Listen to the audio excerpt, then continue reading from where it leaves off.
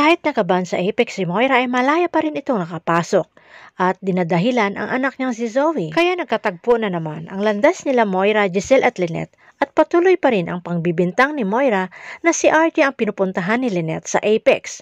Di rin patalo si Lynette na umano'y iniiba lamang ni Moira ang kwento para hindi siya pagbibintangan na may kinalaman itong si Moira sa pangingidnap dito sa kay Don Pepe.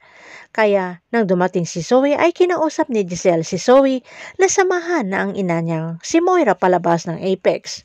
Pero dahil nga may meeting si Zoe ay inutusan ng ina na umuwi na lamang.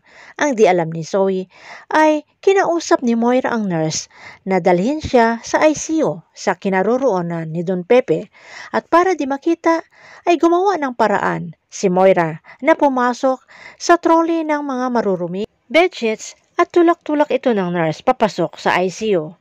Pagpasok sa ICU ay sandaling iniwan ito ng nurse si Moira para malayang makausap si Don Pepe umano. Ang hindi alam ng nurse ay may ginawang katarantaduhan na naman itong si Moira na pinatay ang life support ng matanda at pinatay rin ang alarm ng ventilator.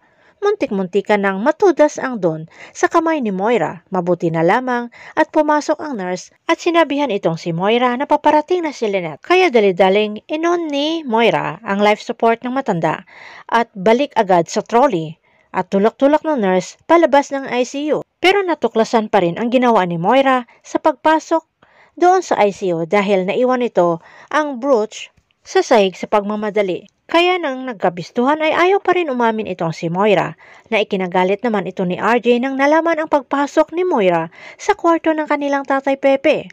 Magigising pa kaya si Don Pepe sa pagkakoma? Abangan na lang natin ang susunod na episode dito sa Abot Kamay na Pangarap.